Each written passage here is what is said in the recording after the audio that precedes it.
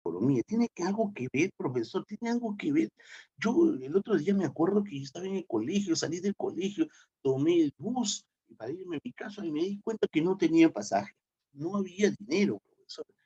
Entonces, es un problema porque me sentía avergonzado, no sabía qué hacer, ¿no? Pero felizmente la señorita que cobra los pasajes me entendió y me comprendió. Todo eso es economía, todo eso es economía. Profesor, ese momento de sensación que tuve preocupada ahí, claro, eso es economía. ¿Ok? Entonces, quiere decir de que la economía va aferrado a aspectos objetivos y subjetivos, ¿cierto? Cuando usted, por ejemplo, tiene frío, ¿qué es lo que hace racionalmente? Si tiene frío, imagínate, ¿no? Lo que tienes que hacer es, obviamente, coger algo, buscar algo, un objeto que te ayude, evidentemente, a mantener el calor. Y si tienes, se sube la temperatura, como en estos momentos en Lima, poco a poco está incrementándose. Uy, yo me saco, profesor, me saco todo y hay cosas que ya no se pueden ni sacar, pero al final trato de buscar la alternativa para satisfacer una necesidad, ¿cierto? ¿Y qué cosa significa satisfacción? Es sentirse bien. O sea, profesor, el bienestar es un concepto esencial de la economía. Sí, eso es lo que se busca realmente. Por ejemplo, ¿qué cosa nos puede ayudar en economía? Cuando nosotros observamos que suben los precios de los productos en los mercados, nos sube el precio, por ejemplo, del aceite, sube el precio del pollo, chicos, ¿no? 10, 12 soles el kilo de pollo, Dios mío, ¿no? Sube como las nubes el pollo. Y nosotros los limeños estamos acostumbrados a comer harto pollo. ¿Por qué? Porque Lima es el mayor productor de aves, ¿no? Y el mayor consumidor también, ¿no? Mira cuántos pollitos a la brasa nos habremos comido de repente, ¿no? Y eso, quitándole el nombre de pandemia, ¿no? Mire usted, suben los precios. Tiene que ver, obviamente, los precios de los bienes y de los servicios en el mercado. ¿Tiene que ver con la economía? Sí, profesor, porque sabe que le cuento. Subieron los precios y no alcanzó. No, yo quise que mi mamá me comprara un bonito pantalón que yo estaba queriendo, pero no pudo comprarme porque subió los precios, profesor, ¿no? ¿Te acuerdas en Navidad? ¿No? San Fernando no había podido distribuir los pavos. ¿Te acuerdas el problema que hubo, no? ¿Tiene que ver con lo que tiene que ver con sube? Ahí existen razones de la variación del precio del dólar. ¿Sabes cuánto está el tipo de cambio, no, chicos?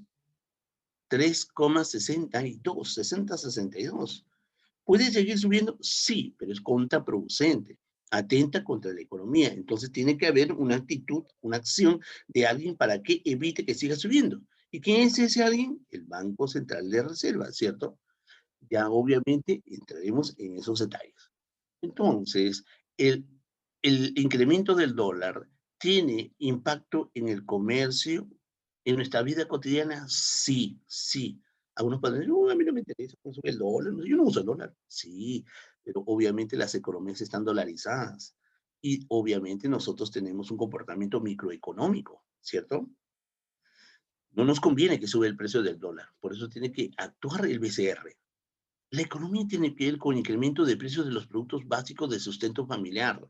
Quiere decir, a ver, ¿qué cosa es un sustento familiar? Con todos los productos o elementos que sirven para que una familia se pueda sustentar.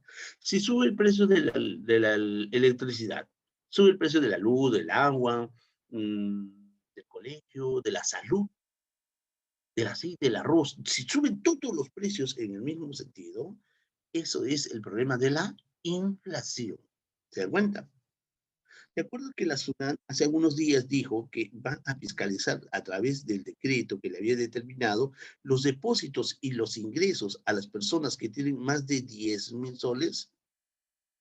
Los profesores dicen malo, malo, malo, malo, porque mire, profesor, a mí mi padrino me dio poco a poco, yo junté y así toda una vida juntando y tengo más de 10,000 soles. Entrará a fiscalizar, si no te está diciendo que te va a quitar, no, porque hay mucha gente, señores, que tiene depósitos en los bancos, que pasan los 10,000 soles, ¿no? Pero no se sabe la razón, ¿por qué? Entonces dice, oye, tengo que saber por qué tú tienes 10,000 soles. No es delito que alguien te obsequie 10,000 soles o más, pero el delito está en que obviamente puede haber dinero que no ha sido orientado prudentemente legalmente. Con eso, están tratando de evitar que la gente siga evadiendo los impuestos, correcto. Pero la gente se alteró y quería sacar su dinero, ¿no? Eso es porque no existe conocimiento, ¿no? De causa. Es muy importante los conocimientos. La economía tiene que tomar las decisiones de pronto para poder invertir. Si tú tienes dinero, entonces puedes invertir. Entonces te pones a pensar, ¿en qué puedo invertir? Eso es economía. Buscar la alternativa más prudente. Eso es economía. Tener la posibilidad de realizar proyectos. Mira cuánta gente salió del trabajo y emprender en algo. Eso es economía. Eso es economía. Yo conozco un padre de familia que no tuvo trabajo y su hijo le decía, papá, hay que hacer otra cosa. Y el papá es, no, yo no estoy preparado, no, no. Y dijo, sí. Y el hijo empezó a hacer hamburguesas, ¿no? Y empezó a trabajar con pedidos con la familia. Y el papá se dio cuenta y ayudó al hijo. Hoy venden hamburguesas a doquier ahí por delivery ahí en Los Olivos. Y dice que tiene buenos ingresos. ¿Te das cuenta? Tuvo que emprender esa actividad debido obviamente a la situación, ¿no? Eso es economía. Eso es aplicar obviamente, ¿no? Sabiduría. Poder elegir la universidad propia, ¿no? Para que una persona pueda estudiar.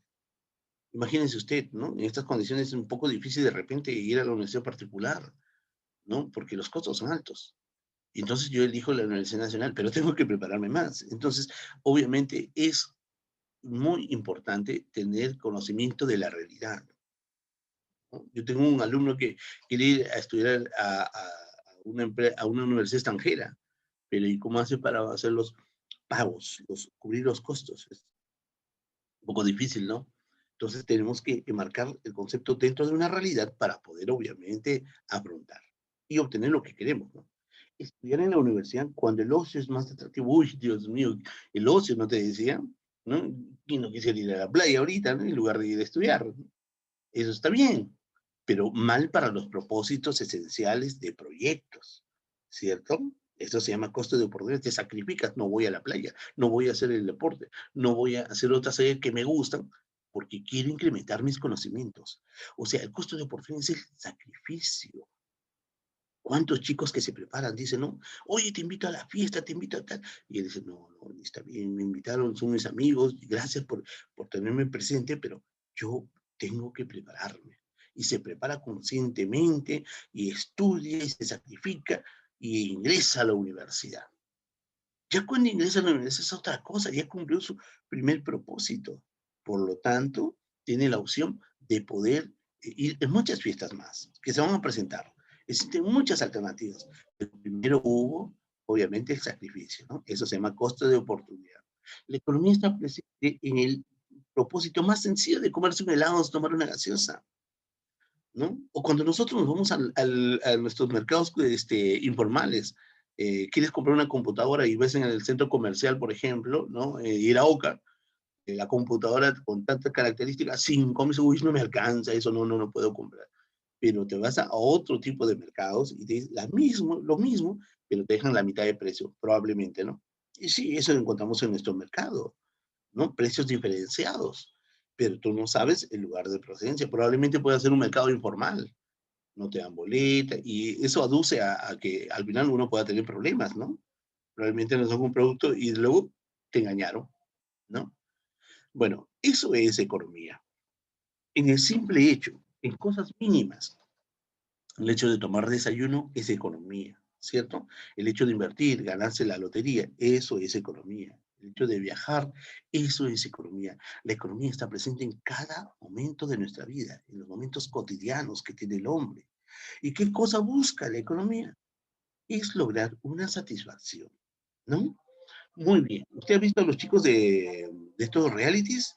¿No? Ellos se van de viaje a Miami, de viaje a tal sitio, de viaje a Aruba, ¿no? Uy, nosotros no podemos ir ni siquiera a Huancayo, a Huaycán, no podemos ir a ningún lugar, pero eso no es malo. Están obviamente gozando y satisfaciendo una necesidad, ¿no? Pero obviamente tiene su precio. Para ello creo que ellos se sacrifican, ¿no? Supongo que debe ser muy difícil estar constante ejercicio y obviamente con mucha presión. Muy bien, ya que sabemos por qué es importante conocer la economía, entonces vamos a empezar el propósito de entender más aún. Cuando nosotros hablamos de economía, hablamos cuando el ser humano, el hombre, tiene que tomar decisiones cuando se le presentan muchas necesidades. Por ejemplo, este señor tiene la necesidad de el transporte, comprarse un carro, necesita una computadora o elementos de vestir. Él tiene que escoger porque sus necesidades obviamente son ilimitadas, es decir, estas necesidades van a tender siempre hacia el infinito, ¿correcto? Al infinito. A cada persona, un buen día dije así, ¿no? A ver, vamos a tener dos jóvenes. Uno de ellos vive en las alturas de Huancavelica, ahí por Chucampa, ¿no? Hay un sitio muy, muy elevado, ¿cierto? Y él vive con su familia, tiene ganados, hay áreas de cultivo. Y luego vamos a hablar de otro joven que está en los Estados Unidos, en una universidad, ¿no? O acá en una universidad de Lima, ¿sí? ¿Cuál de los dos jóvenes tiene mayor necesidad? Y todos dijeron, no, el joven que vive en las alturas, profesor, allá en las alturas, en la puna, ahí, porque no tiene nada. No, es al revés, porque ese señor está feliz con lo que dispone y se siente bien porque sabe utilizar. Pero el joven que está en la capital tiene más necesidades.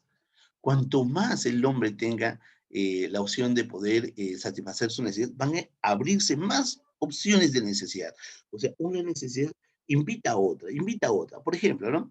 A ver, ¿cuántos de ustedes se podrían comprar un celular, o digo yo, cuando ustedes tenían ese celular que solamente tenía para enviar mensajitos y eso? Entonces ustedes dicen, no, esto necesito otro, otros, ¿no?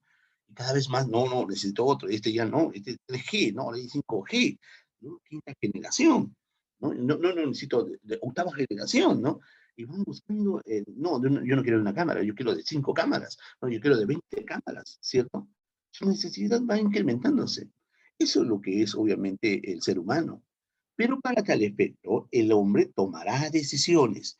Estas decisiones que tome al escoger se llaman costo de oportunidad. ¿No te decía?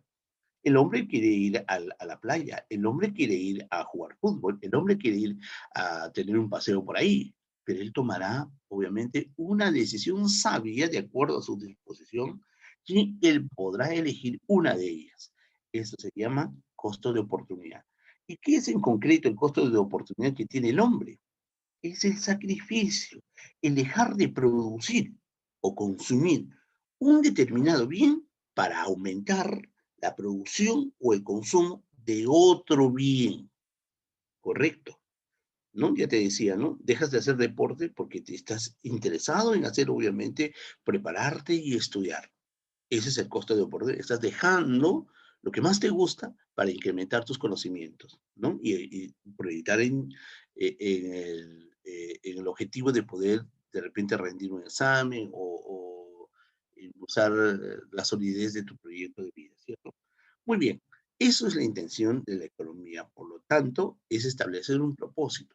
Pero ¿qué se entiende por economía? Hemos dicho, la economía no es un concepto que aparece recién, sino ya se vivía con la economía desde que el hombre aparece en la tierra, desde el hombre primitivo. El hombre primitivo, esencialmente, buscaba satisfacción de necesidad y se da cuenta de que hay un lugar especial en el cual tenían que protegerse, donde podían encontrar frutos, donde podía estar un río, los animales a disposición, cubrirse del frío. Y él empieza a proteger ese lugar. Y cualquier otro ser humano que se acercaba, él defendía su propiedad, el lugar. ¿Se da cuenta? Entonces, ahí aparece, obviamente, el concepto de economía, pero no se conocía como economía. Cuando aparecen las civilizaciones, las sociedades, entonces empezamos a entender qué cosa era economía. Y las personas, ¿no? Los primeros estudiosos en tratar de cubrir todo lo que querían saber y conocer eran los filósofos, personas que estaban atendiendo al hambre del conocimiento. Por eso Pitágoras decía, oye, llámame, llámame filósofo. ¿Y qué era el filósofo? Aquel que tenía ganas de conocer, hambre de conocimiento. Pitágoras decía, mira, si tú no sabes de números, no hables conmigo, ¿no? Por eso él forma, obviamente, la academia de los numerólogos, ¿cierto? Y solamente él podía hablar con esa gente porque él tenía otro tipo de preparación, de conocimiento. Y alguien venía y no era conocedor de esos conocimientos y él evitaba hablar, ¿no? Entonces los filósofos eran los primeros encargados de tratar de interpretar lo que estaba a su alrededor, el porqué de las cosas, ¿no? ¿Por qué? ¿Por qué? ¿Por qué? ¿Por qué? ¿Por qué? Y ahí nace justamente personas importantes que se impulsan al conocimiento de la economía, pero no existía la palabra economía. Entonces hablan de la acumulación de riqueza. Ahí se dan los primeros preceptos de la economía como ciencia, ¿no?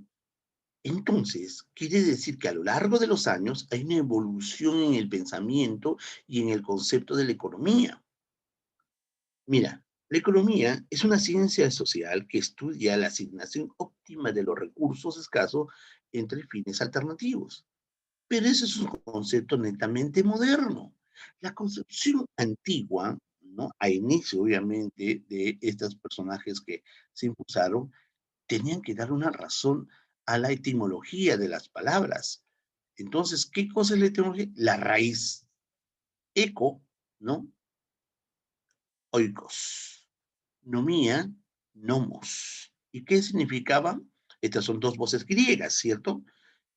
Oikos, casa o hacienda. Nomos, administración o ley. Por lo tanto, si juntábamos esas dos, era la oikonomía. Quiere decir la administración o gobierno de la casa o de la hacienda. Decía, por ejemplo, por ahí uno de estos griegos, estos filósofos, si nosotros entendemos que una familia se organiza, administra bien sus recursos, vamos a entender que esa familia va a crecer y se va a desarrollar. Por lo tanto, si todas las familias saben administrar y gobernar sus familias, todo el Estado va a tener obviamente un desarrollo, crecimiento como Estado, ¿no? Eso es lo que se decía. Atenas entonces se convierte en una ciudad del conocimiento, pero eso es una concepción antigua, aparece un concepto antiguo. Esa concepción antigua nos hace revertir a que la economía en la época griega no presenta personajes importantes para entender el funcionamiento de la economía, al cual llamaban plutología, que era el conocimiento de la riqueza. Entonces, filósofos como Genofonte, como Platón y Aristóteles, y muchos más, empiezan a dar una diversificación conceptual de lo que significa economía. Aparece, por ejemplo, el Tales de Mileto. Tales de Mileto, mira, y él da una concepción crematística, ¿no? Y dice que el hecho de poder buscar riqueza, acumular riqueza, es muy importante. De la acumulación de riqueza se producía el comercio, y eso está bien. Entonces, debe existir, ¿no? Un Estado que acumule propiedades, muchas propiedades y muchas riquezas, acumulación de oro y plata, que era lo que favorecía a la acumulación de riqueza aquel entonces. Y también debe existir quien trabaje esos elementos, y no obviamente el dueño de este capital, sino sus esclavos.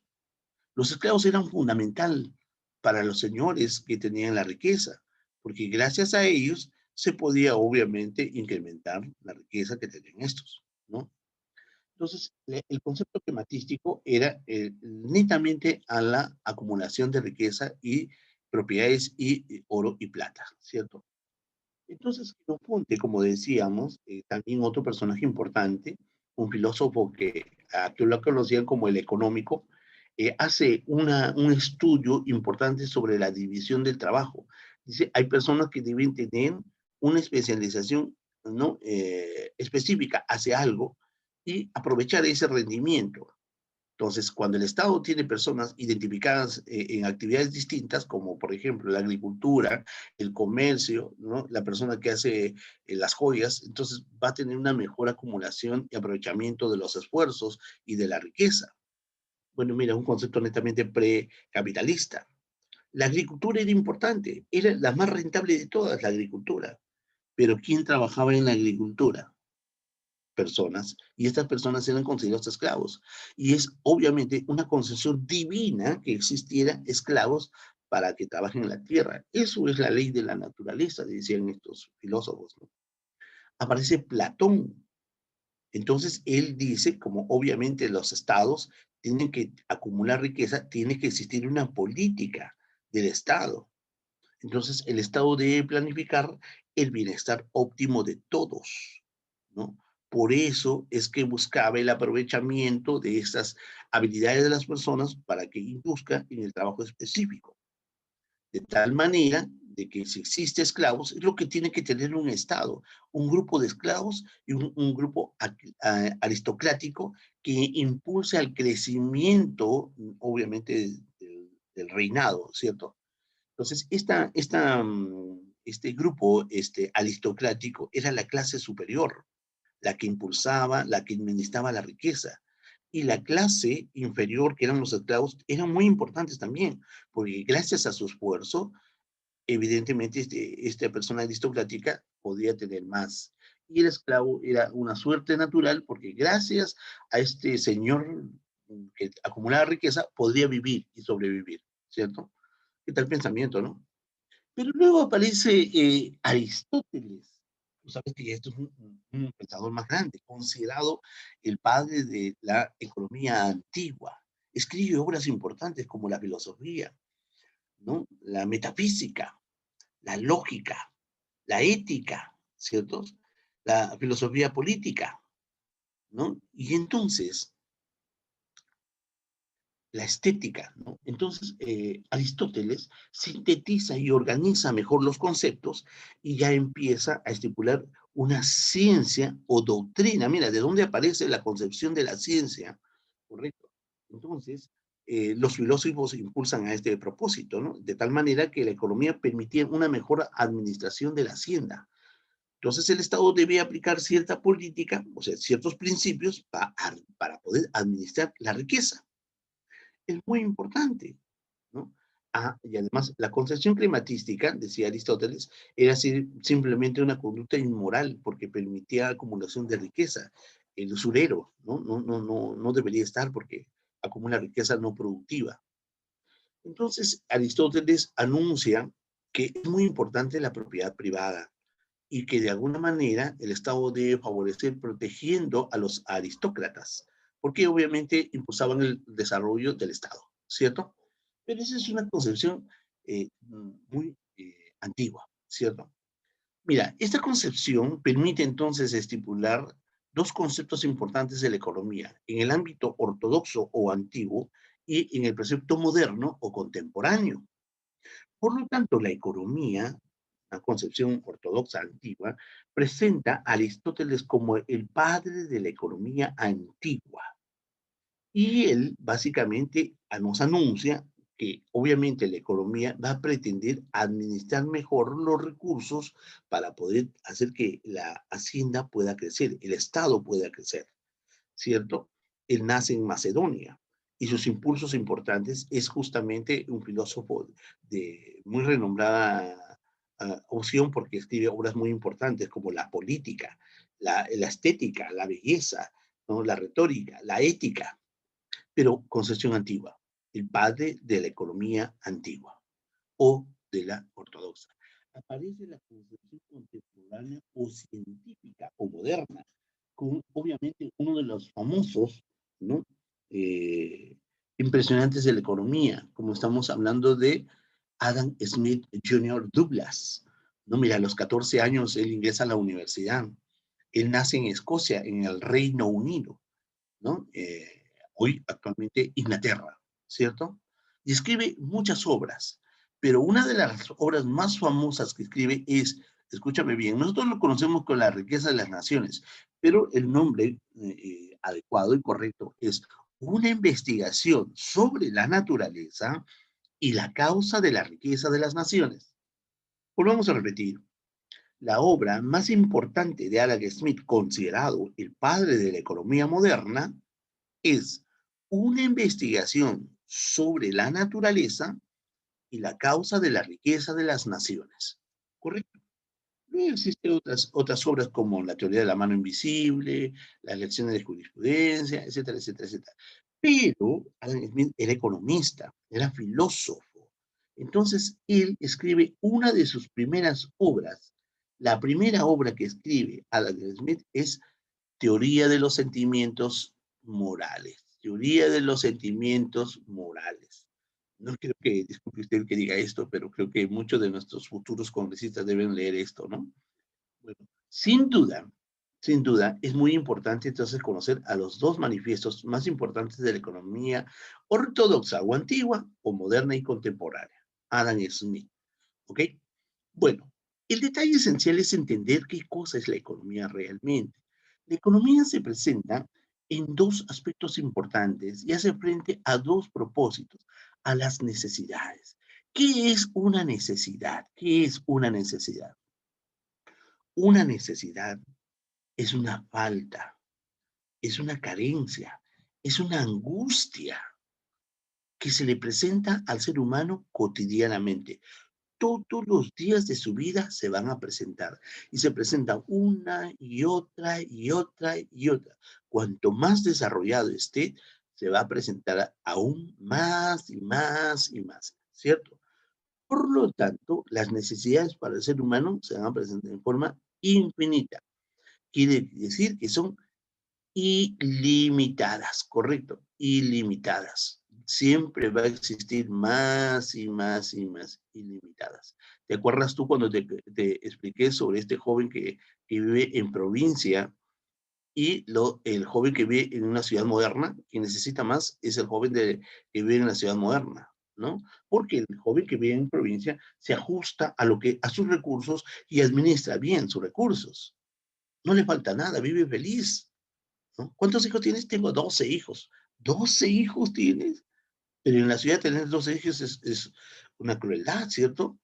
En la ciudad es uno, dos, nada más. Pero ellos viven felices, tienen el ganado, la chacra, su casa humilde, sencilla, y está la felicidad, la plenitud. Pero un joven que vive en la ciudad, no, pues no, no, no, siempre hay necesidades. Pero este joven va a querer cubrir una necesidad y va a enfrentar a los recursos. ¿Qué son los recursos? Son los elementos u objetos que van a ayudar a la satisfacción de esa necesidad.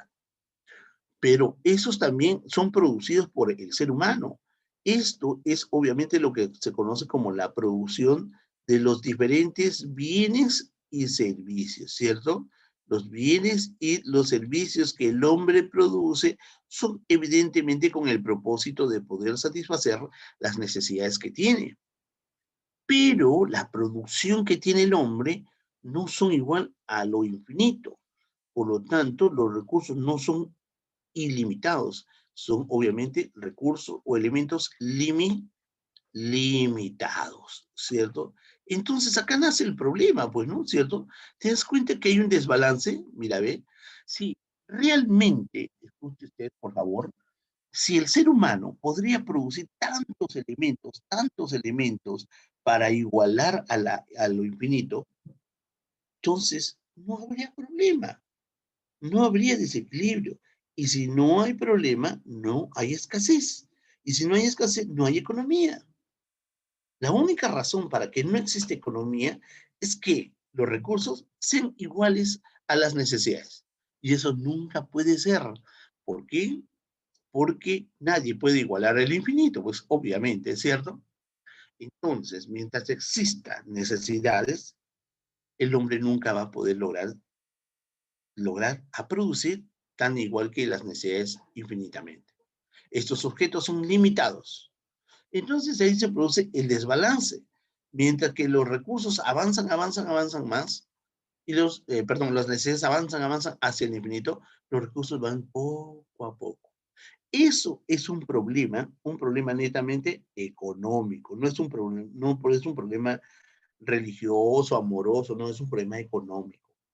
¿Y por qué existe el problema económico? Porque hay escasez. ¿Escasez de qué? ¿De necesidades? No, escasez de recursos, de elementos, de productos. Por eso, chicos, el otro nombre de la economía se conoce como la teoría de la escasez. Pregunta a la Universidad Nacional de Ingeniería. ¿Cuál es el otro nombre de la economía? ¿No? Dios mío, los que no, pues no conocían el tema se equivocaron. Pero el otro nombre de la economía es la teoría de la escasez. ¿Por qué hay escasez? por la falta de recursos, la disminución de recursos, ¿cierto? El déficit de recursos. ¿Estamos? Esa es la única razón de la existencia de la economía. ¿Ok? Muy bien, continuamos entonces. A ver, acá vamos a enfocar dos cosas importantes y quiero que me ayudes, por favor. Esto se llama división de la economía. Fíjate tú, lo que voy a hacer a continuación es explicar lo que pasa en un país, lo que sucede en un país, ¿correcto? Lo que pasa en una sociedad, lo que pasa en una nación. Recuerda que lo que pasa en un país se le conoce como realidad, ¿cierto? A ver, pregunto yo, ¿la realidad del Perú es igual a la realidad americana? No. ¿La realidad del Perú es igual a la realidad inglesa? Uy, no. Inglaterra nos lleva 200 años de diferencia. Ah, ¿la realidad del Perú es igualita a la realidad de Venezuela? Uy, no, profesor, disculpe, no. ¿La realidad del Perú es igualita a la realidad de Chile? No. Todos, por más que aparentemente exista alguna semejanza, tenemos diferente realidad, ¿cierto?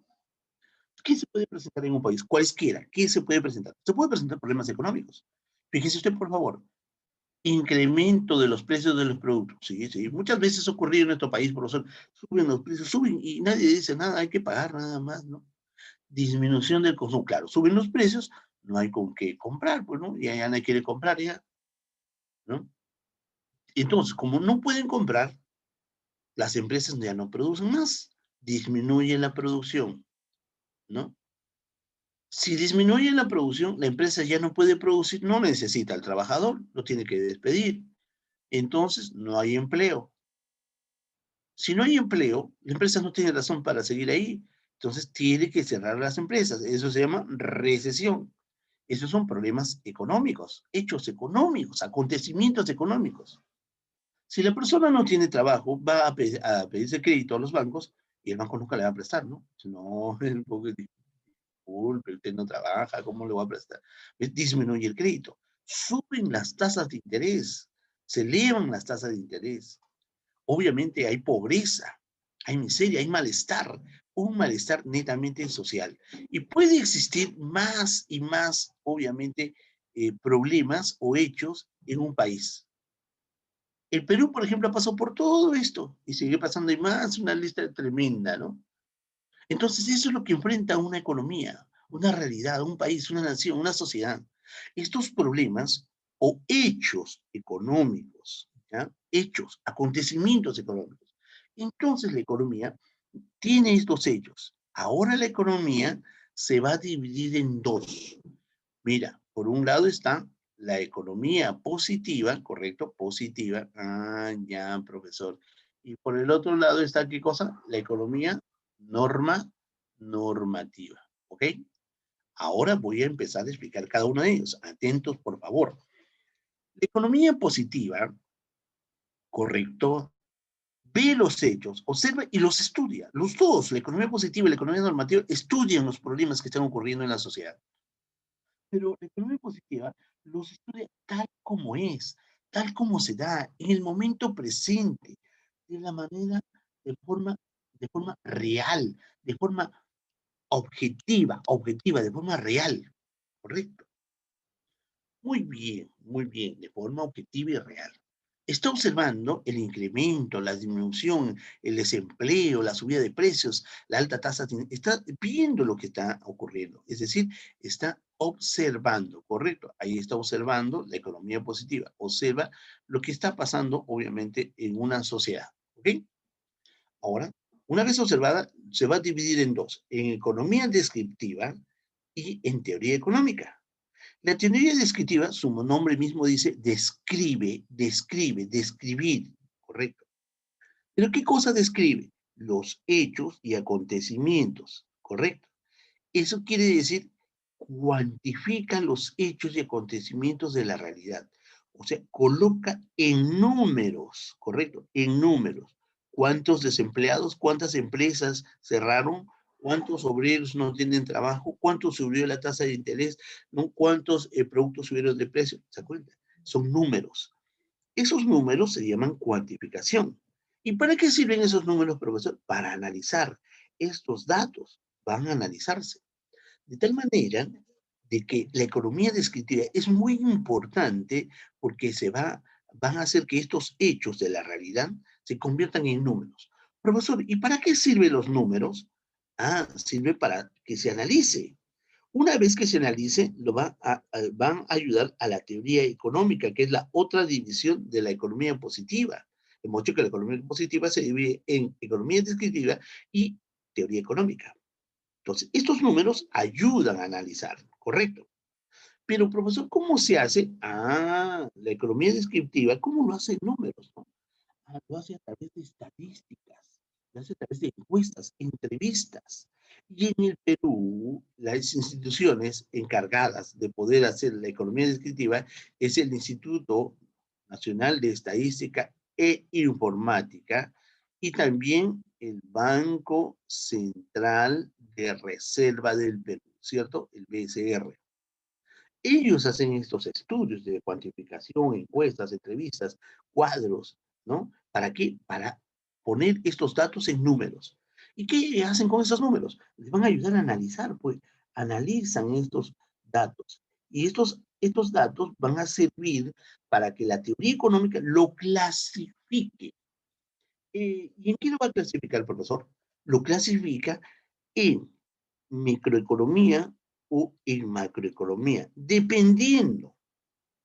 En microeconomía es si estos datos afectan a la empresa y al consumidor, lo, lo dispone a la microeconomía. Pero si estos datos enfocan a un nivel general y global, lo pone en la macroeconomía. ¿Y cómo distingo eso, profesor? Claro, la microeconomía es conocida como la teoría de los precios y es defendida por Alfred Marshall. ¿Quién es ese señor?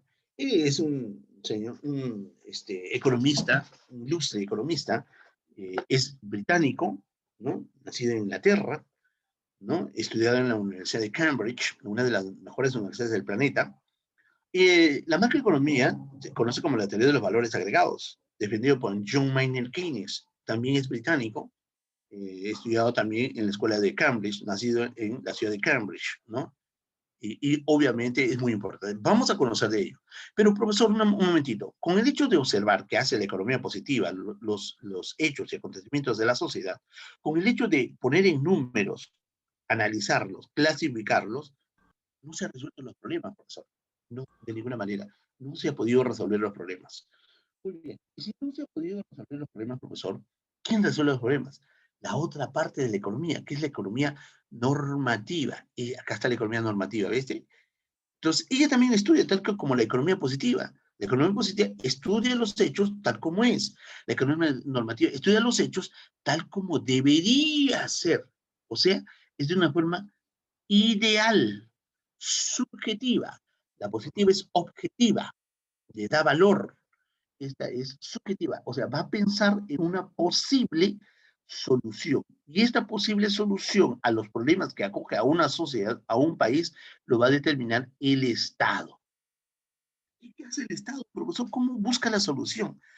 Es que el Estado aplica, chicos, aplica medidas, medios, mecanismos para resolver esos problemas y dar, obviamente, satisfacción a las necesidades del país, de la sociedad. ¿Sí? ¿Y cómo se llama eso? Eso se conoce con el nombre de política. ¿Qué tipo de política? ¿Religiosa? No, política económica. La política económica. Y dependiendo del problema, aplicará un tipo de política económica. Por ejemplo, no puede aplicar si sube el tipo de, por ejemplo, el tipo de cambio, política monetaria, ¿no? Política política económica, ¿ok? Esto es entonces lo que se llama política económica.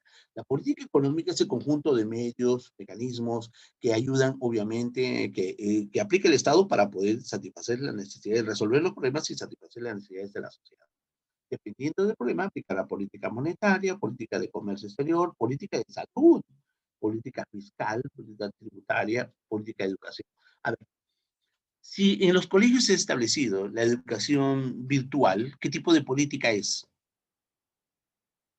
Política educativa, profesor. Si ahora la SUNAT tiene el propósito de fiscalizar los ingresos a las personas que tienen más de 10.000 soles, ¿qué tipo de política es? ¿Puede ser política tributaria? Sí. Si el gobierno tiene que ahorrar ahora por los gastos excesivos que ha hecho, ¿qué tipo de política debe aplicar? Fiscal. Si vienen las vacunas, profesor, ¿y qué tipo de política de salubridad? ¿Cierto? ¿Te acuerdas cuando no compraban las vacunas? El gobierno tiene que aplicar ciertos mecanismos. Entonces, quien resuelve eso es la economía normativa. Correcto. Este es uno de los mejores cuadros que yo los invito, obviamente, a repasarlo. Está muy bien. Nos ayuda a entender todo el propósito de la economía. ¿Ok? Bien. Hemos dicho que la teoría económica se divide en dos, en microeconomía y en macroeconomía. La microeconomía permite el análisis a nivel de las empresas, es decir, de los ofertantes, y de las familias, es decir, de los demandantes. Esos dos se llaman los famosos agentes económicos, correcto, agentes económicos, ¿ok? Entonces, ahí aparece un señor, ¿no? Alfred Marshall, que es el defensor de la microeconomía, el representante de la microeconomía. Él habla de la teoría del consumidor. Por eso aparece, mira, la empresa y las familias, ¿dónde nos encontramos? En el mercado. Y en el mercado los productos se establecen a través de precios. Por eso que a la microeconomía se le conoce como la teoría de los precios. ¿Correcto? Entonces, el incremento de los precios de los servicios de educación, el abastecimiento de los precios de los panetones en los mercados, el aumento de la oferta de los servicios de salud, el incremento de los precios de las bebidas alcohólicas, la baja producción de las bebidas alcohólicas, la escasez de los tarros de leche fresca, por ejemplo, el aumento de los pasajes de bus, el aumento de la tarifa de celular. Y todo eso es microeconomía, porque habla de producto, empresa. Pero si hablan de celular, no influye, porque no todo el país depende del celular, ¿no? ¿Se dan cuenta? Entonces, esto es el enfoque microeconómico. Alfred Marshall fue el tutor de John Maynard Keynes, otro personaje impresionante de la microeconomía. Él surge en 1929, cuando en el mundo existe un problema económico grande, muy grande, porque incluso Estados Unidos pues llega a la crisis económica más grande, ¿no? Había inflación, hiperinflación, las economías de las bolsas cayeron, uy, terrible fue. Entonces ahí nace él, que decía que no es un problema de las empresas ni de las familias, es un problema integral que involucra de manera general todo el país. Y tenemos que utilizar, obviamente, indicadores económicos para ver la producción, no de la empresa, sino del país. A eso se llamaba teoría de los valores agregados. La macroeconomía se conoce como la teoría de los valores agregados, representado por el inglés John Maynard Keynes. Ok, cuando hablamos de macroeconomía, hablamos al enfoque que engloba a todo el país, el incremento de los precios de la canasta familiar, la inflación a todo el país, la tasa de desempleo a todo el país, el aumento de nivel de la pobreza a todo el país, el Producto Bruto Interno, producción del país, el pago de la deuda externa del país, la distribución de la renta del país, aumento del déficit fiscal, o sea, del déficit, la pérdida de los gastos de gobierno, ¿no? Etcétera. Todo es del país. Eso es macroeconomía. Macro grande, micro pequeño, ¿cierto? Excelente, excelente, profesor. Entonces, Alfred Marshall fue, sí, los dos estudiaron en la mejor escuela, obviamente, del mundo, la Universidad de Cambridge, ¿no? Entonces, acá tenemos a Alfred Marshall. Mira, él estudió la teoría del consumidor, hizo la teoría de las isocuantas. Gracias a este señor se pudo entender el concepto, ya luego más tarde, del marketing y el marketing, para poder investigar al mercado, al consumidor y luego producir. Porque antes era al revés, se producía primero y luego se vendía. Ahora no, se estudia primero al consumidor y luego se produce. ¿Sí? Por eso aparece el marketing, ¿no? Okay. Teoría de la empresa, teoría de los mercados. Esto es a nivel individual, el comportamiento individual de los agentes económicos. ¿Quiénes son los agentes económicos? Las empresas y las familias. A la empresa se le conoce como ofertante, a las familias como demandante. Entonces aparece Keynes ya en 1929 aproximadamente, cuando los problemas se agudizaban, y Keynes es un personaje importante. Keynes estipuló los principios del Tratado de Versalles en la Segunda Guerra Mundial, ¿no? Un personaje sumamente interesante porque cambió el concepto de la economía mundial, ¿no? Y habló de los agregados, ¿no? El Producto Bruto Interno, la balanza comercial, la inflación, el desempleo, ¿no? Excelente por ser personaje. Y vamos a estudiar sobre él, ¿no? Muy bien. ¿Cuál es el objetivo de la economía? Es la vida y la actividad económica. La economía es la forma como se administran los recursos escasos con el propósito de distribuirlos y lograr la satisfacción. Entonces, existen dos fines de economía. El fin teórico que busca, escuchen chicos, busca relacionar, determinar leyes, plantear hipótesis, ¿no? Buscar modelos. Eso es la parte teórica. La parte práctica es buscar el bienestar de la población, buscar el desarrollo y el crecimiento. Esa es la parte práctica. La parte teórica es conceptual, la parte práctica es buscar el bienestar. ¿Correcto? Los métodos. ¿Qué es un método? Un método es un procedimiento científico en la cual se tiene leyes, principios y teorías de una determinada realidad. Ese es un método. Entonces existen dos métodos importantísimos. El método inductivo, que obviamente parte de un hecho particular hacia un hecho más general. Se establece una ley. Tiene tres etapas. Mira, de un hecho, de algo muy pequeñito, algo muy grande. Eso se llama inductivo. El análisis y la comparación de los casos particulares, ¿cierto? La formulación de hipótesis, ¿no? Comprobación de hipótesis. Esto es el análisis y comparación de casos particulares de algo pequeño. Se formula una hipótesis, que es una idea, un pensamiento, y luego se comprueba. ¿Será cierto? Entonces luego se comprueba, ¿no? Entonces, estos son los tres pasos del método inductivo. El método es al revés, conocido también como método sintético, ¿correcto? Método sintético. El método deductivo es método sintético, ¿cierto? Entonces, el método inductivo es el método analítico. Acá se analiza, ¿cierto? Muy bien. El método sintético o método deductivo habla de que se presenta o se analiza una ley general y se llega a un caso netamente particular al revés. O sea, de algo muy grande que es una ley, va a llegar a un caso netamente particular, ¿cierto? Acá al revés, de un caso particular se pretende llegar, obviamente, a una ley. Estamos a una ley. Este es el criterio. Esta es la ley. ¿Ok? Acá al revés, de la ley a un caso netamente particular. ¿Ok? Entonces, los temas importantes acá son la formulación de la ley, el estudio del caso en particular y se comprueba, ¿no? Entonces, el método inductivo de lo pequeño a lo grande, y el método deductivo de lo grande a lo pequeño. Se deduce hacia abajo, ¿cierto? Muy bien, continuamos a ver. Muy bien. Esto era entonces todo el precepto de lo que significa la economía. ¿Estamos? Muy bien, muy bien, muy bien, muy bien. A ver, vamos a ver acá. A ver. Muy bien, chicos. Bien, ¿hasta ahí tienen alguna pregunta, por favor? ¿Algo que no les haya quedado claro? ¿Algo que se presume? ¿No? ¿Todo está bien? A ver, ¿cómo preguntamos? A ver, este, Ángel Valentino, ¿está bien los conceptos? ¿Ha entendido la clase? Sí, profe, todo bien. Ok, muy bien, muy amable, muy amable. Realmente hablar de economía es hablar de nuestra realidad, ¿no?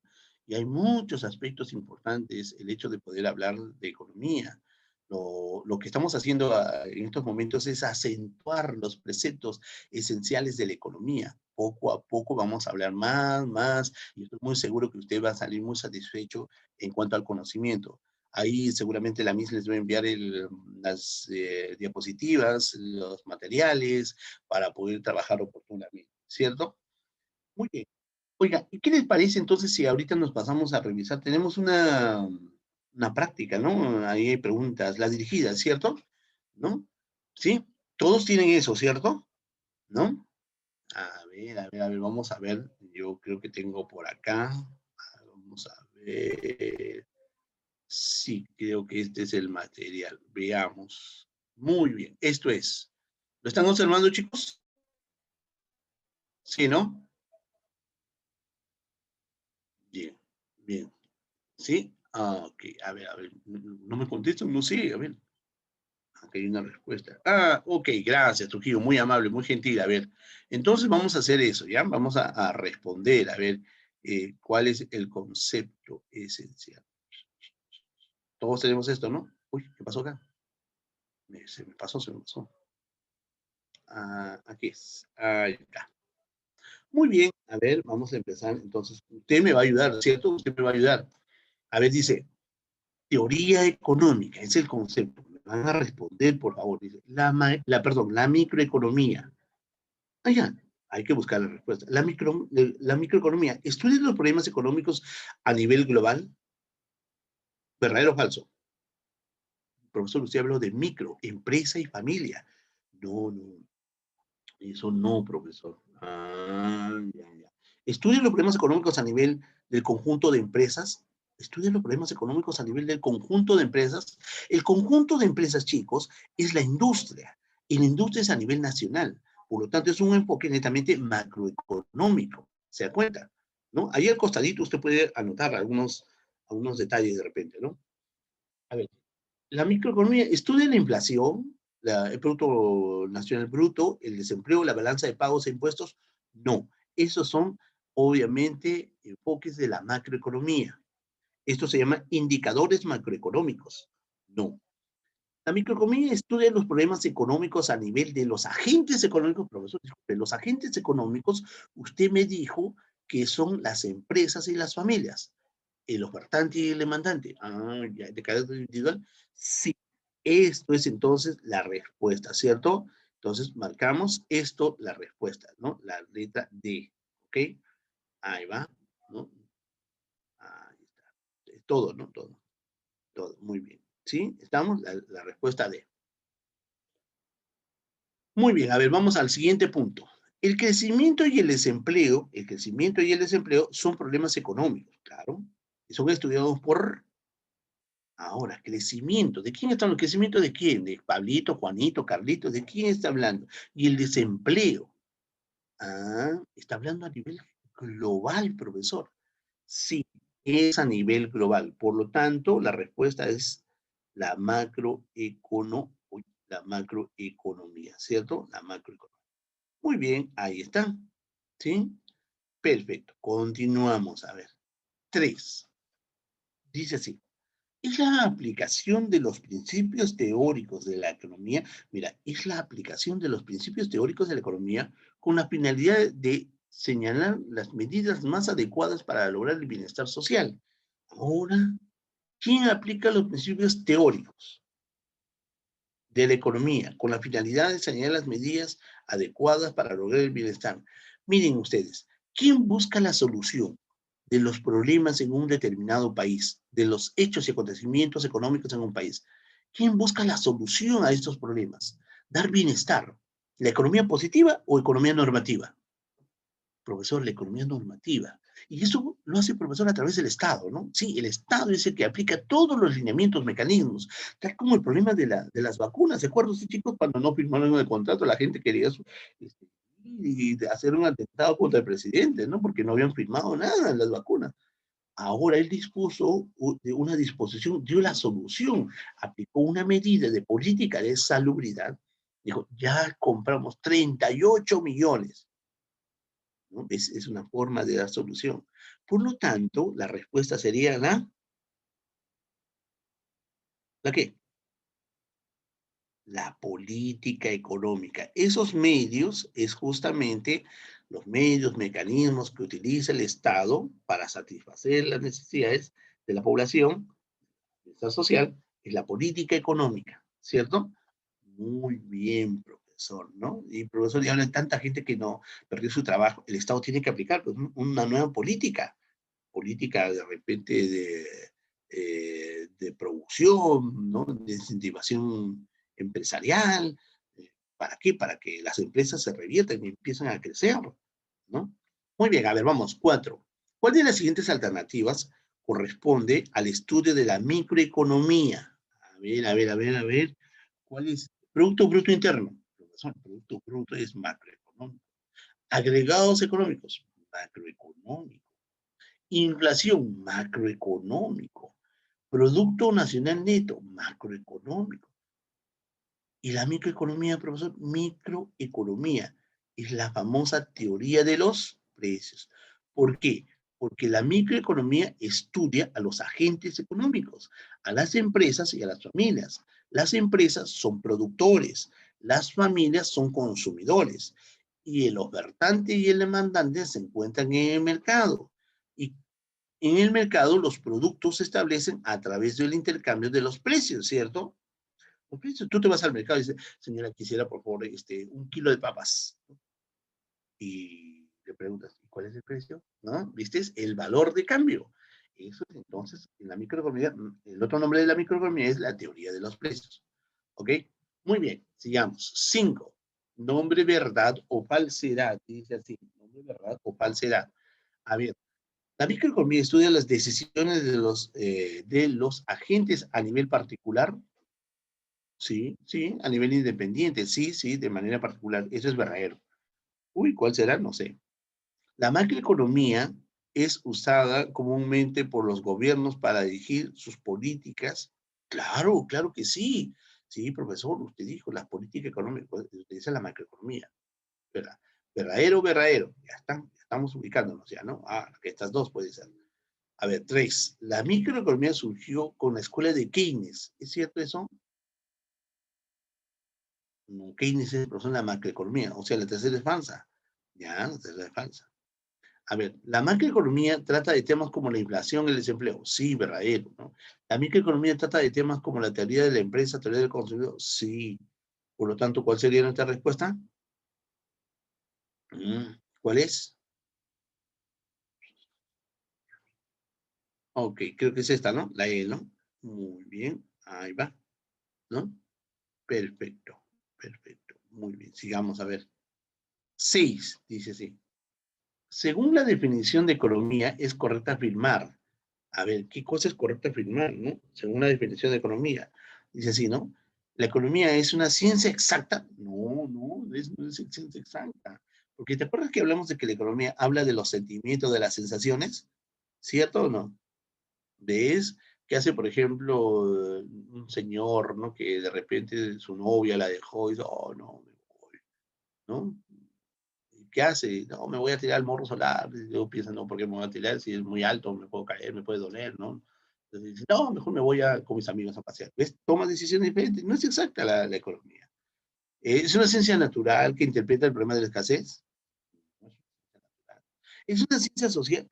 Claro, porque estudia al hombre. Estudia al hombre y a su entorno social.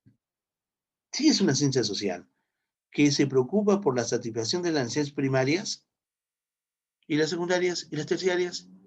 Ah, ya, primarias son necesidades básicas, ¿no? Y no está muy clara esta respuesta. La D, a ver, ciencia social que estudia la administración de los recursos múltiples, dándoles usos alternativos para satisfacer las pocas necesidades. ¿Son pocas necesidades? No, las necesidades son infinitas, ¿cierto? Entonces tampoco es la respuesta. Ya a las 5, pero hay que leer, pues de repente no es. A ver, la economía es una ciencia social que intenta resolver los problemas. Sí, intenta, porque chicos, nada es absoluto, nada es 100% puro. Intenta, no existe una satisfacción absoluta. Intenta resolver los problemas para enfrentar los escasos recursos múltiples, pero los escasos recursos, las múltiples necesidades. Correcto, entonces acá en este caso sería esta la respuesta, ¿no? ¿Cierto? ¿No? La presencia del desequilibrio, correcto. 7 dice, aquel método que parte de la observación de los casos particulares para luego establecer un principio o ley general. Mira, casos particulares, algo pequeño, algo chiquito, y la ley general grande. ¿Qué es eso? Método inductivo. Por supuesto, muy bien, muy bien. El método inductivo. Eso es la correcta respuesta. Muy bien, chicos. Bien, ¿ven? ¿Se dan cuenta cuál importante es escuchar la clase? Muy bien. El problema económico, dice, ¿ves? Ya tú te imaginaste de dónde nace el problema económico, ¿no? La necesidad y los recursos. Es un problema, eso sí.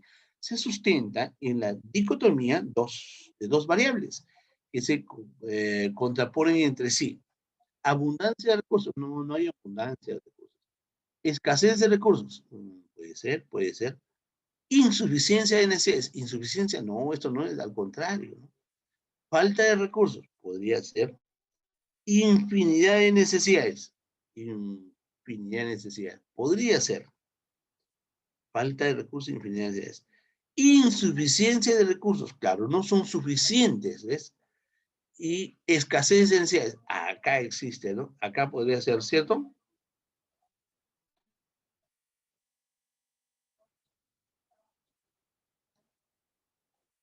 Muy bien.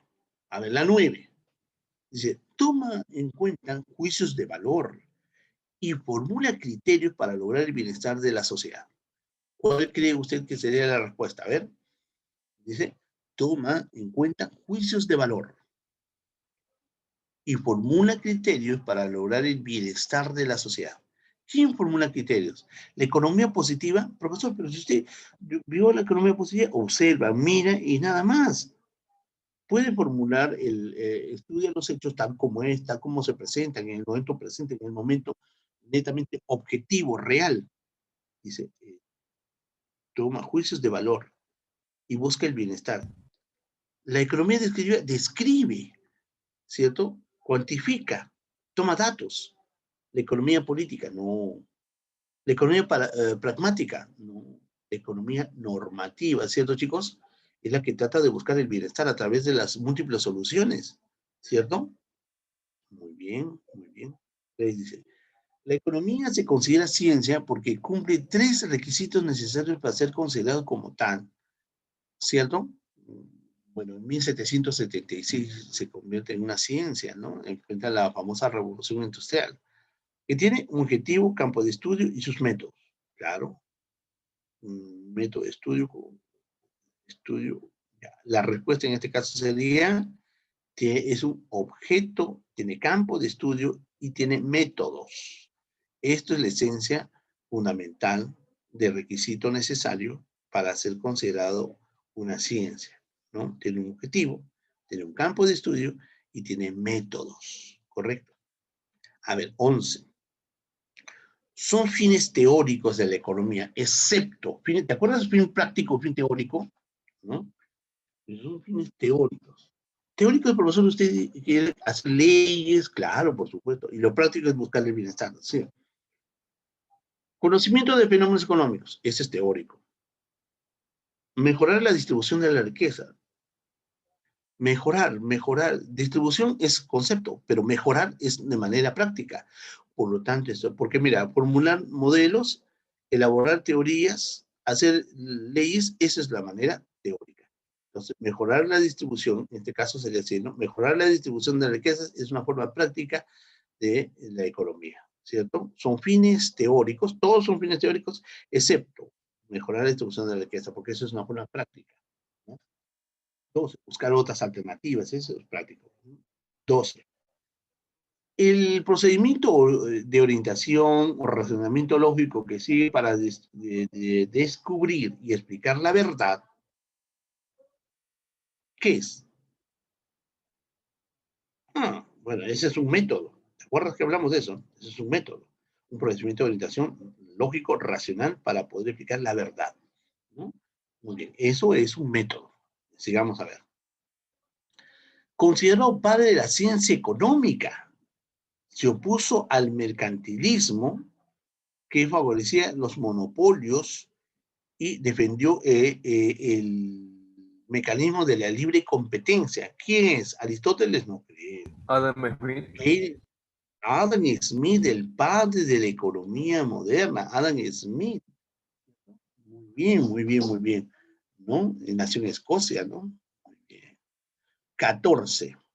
Parte de la economía que ofrece soluciones para resolver los problemas económicos basados en juicios de valor personales y subjetivos. Ya he dicho yo que la economía se divide en dos, economía positiva y economía normativa. La positiva estudia tal como es, de manera objetiva, real, pero la normativa es subjetiva, intenta dar una solución, es una idea, ¿no? Por lo tanto, en este caso sería la economía normativa, ¿cierto? Muy bien, muy bien. 15, 15. A ver, los gobiernos de turno, ¿no? Como Francisco Sagasti en este momento, orientan la actividad económica aplicando la micro y la macroeconomía a nuestra realidad. Es decir, ¿hacen uso de qué? A ver, ahora quisiera yo saber cuál es su respuesta, chicos. De la economía positiva. Sí, podría ser. Pero el gobierno dice, orienta su actividad. ¿Pero qué hace la economía positiva? Simplemente mira, observa.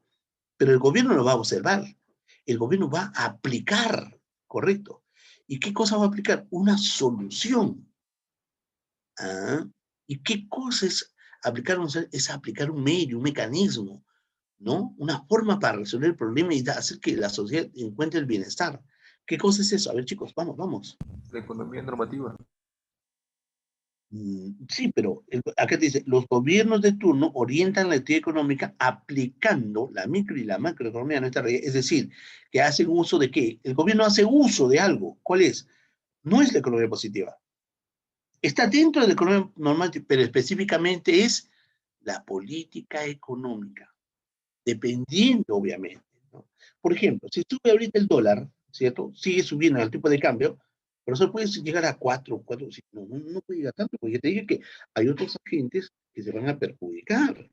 Y nosotros mismos nos perjudicamos, porque se eleva todo, pues, ¿no? Entonces, ¿qué pasa? El gobierno dice, alto, alto, no puede subir tanto. Aquí, tú el BCR, ¿qué hace el BCR? Va, y como está subiendo, él agarra y vende dólares al mercado, vende un montón de dólares. Y cuando hay un montón de dólares, el precio va a tender a bajar, ¿te das cuenta? Esa es la actitud, no es su función, pero es la actitud que toma el BCR y baja el tipo de cambio. Eso se llama política monetaria, ¿correcto? Muy bien. Ya. Y colorín colorado, ya hemos acabado, ¿cierto? Muy bien, muy bien, muy bien. Ajá, perfecto, profesor. Ya hemos terminado entonces nuestro trabajo, ¿ok? Muy bien. A ver, Heidi Isabel, ¿qué le pareció, obviamente, el trabajo del día de hoy, Heidi? ¿Está ahí, Heidi? No está. A ver, voy a preguntar acá, que hay varios chicos que han enviado, están mandando acá su respuesta. Sí, muy bien. Sí, política, ¿no? Perfecto. Trujillo también está ahí, mandando sus respuestas. Perfecto, muy bien, excelente. Ya, miren chicos, nos queda por hacer entonces un tema que es la, el- la domiciliaria. Y usted lo va a desarrollar la domiciliaria en casa, ¿cierto? Lo va a hacer. ¿Es difícil hacerle la domiciliaria, chicos? Claro, muy bien, Heidi. Gracias por escribir. Le pareció muy interesante a Heidi. Sí, profesor, ¿es muy difícil hacer la domiciliaria? No, es facilito, chicos. Recontra facilito. A ver, vamos a ver por ahí, a ver, ¿cómo hacemos para ver la domiciliaria? Ah, sí, ahí está, algo así. Ya, a ver, ahí está. ¿Qué dice la domiciliaria? A ver, vamos a hacer una preguntita, ya dice, a ver, se le conoce también como teoría de los precios. ¿A quién se le conoce como teoría de los precios, no? Para poder llegar a un precio de equilibrio. ¿A cuál de ellos se le considera, a ver, teoría de los precios? Usted ya sabe, teoría de los precios. ¿Dónde se dan los precios? En el mercado. ¿Y quién se junta en el mercado? El ofertante y el demandante, ¿no? Entonces, ¿quién estudia el ofertante y el demandante? La teoría de los precios, la economía particular, la economía doméstica, defendido por Alfred Marshall. ¿Quién? La, a ver, muy bien, Heidi, la microeconomía, ¿ves? Ya marcó usted ahí, perfecto, muy bien, muy bien. Vale, a ver, ¿hacemos una más, chicos, o no? ¿O lo dejamos ahí? Una más, ¿ya? Sí, a ver, vamos a ver. Dice, el problema que da origen a la ciencia económica que se deriva de la existencia de deseo ilimitados con los seres humanos y los recursos no finitos. ¿Cuál es ese problema que involucra a las necesidades y los recursos? ¿De qué problema están hablando? De problema económico. Y ese problema económico, ¿qué cosa orienta? Es el otro nombre. Muy bien, Brian. Muy bien, Saúl. Es la escasez, la escasez. Muy bien. Un profesor, la domiciliaria estaba recontra fácil.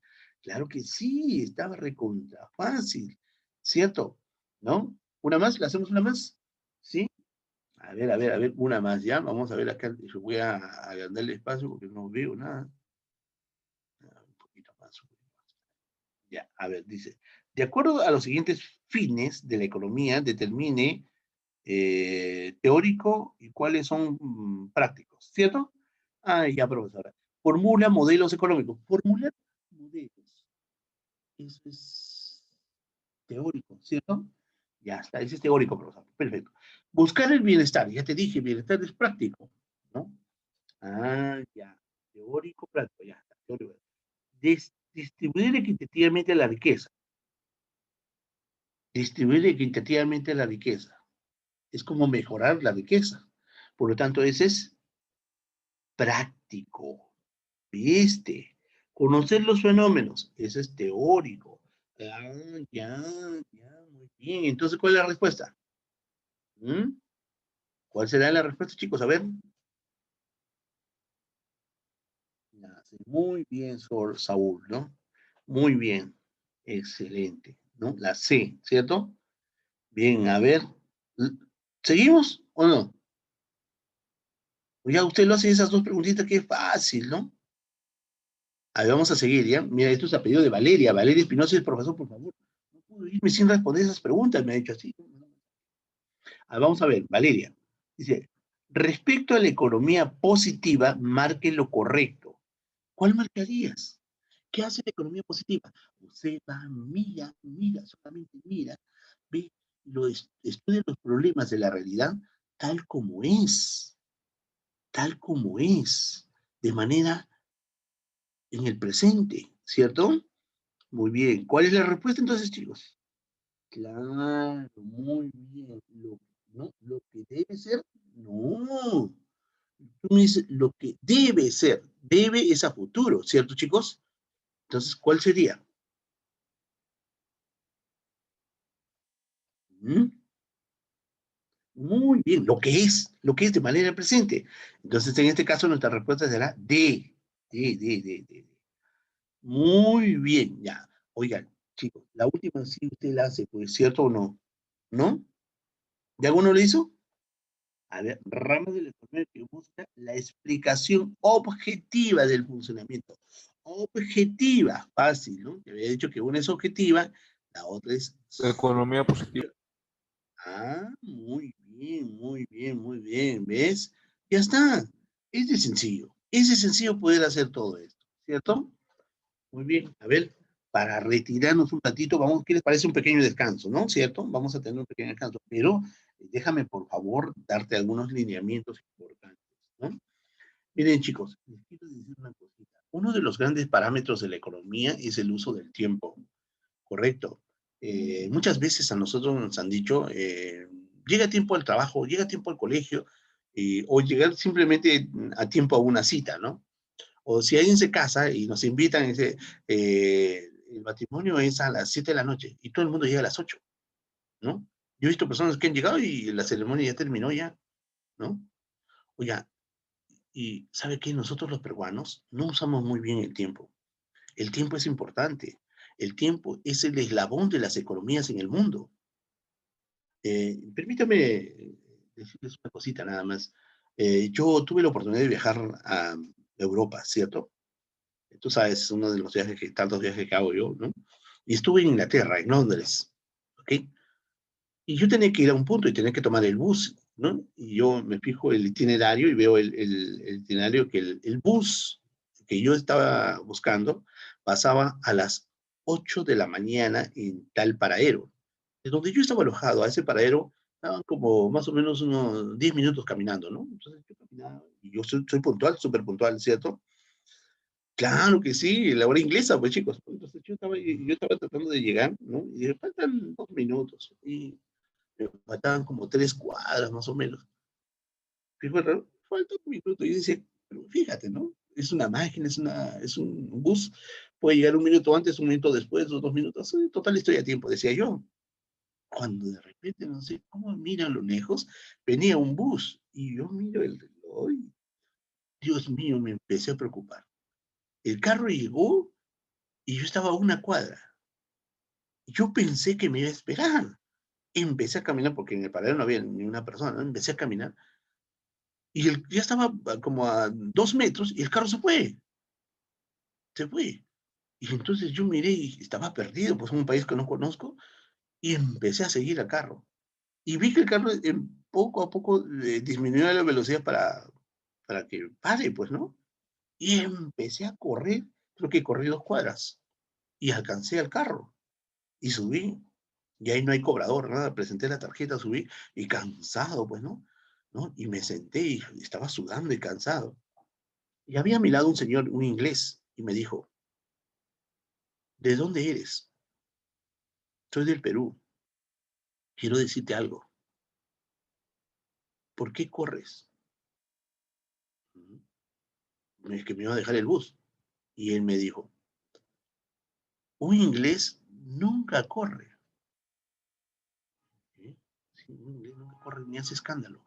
Eso solamente pertenece a sociedades incipientes. Chicos, me avergoncé tanto y entonces dije, nunca más llegar tarde a ningún lugar. ¿Se da cuenta? Porque el tiempo es oro, ¿sí o no? ¿Se da cuenta? Y tenemos que aprovecharlo en todo sentido de la palabra.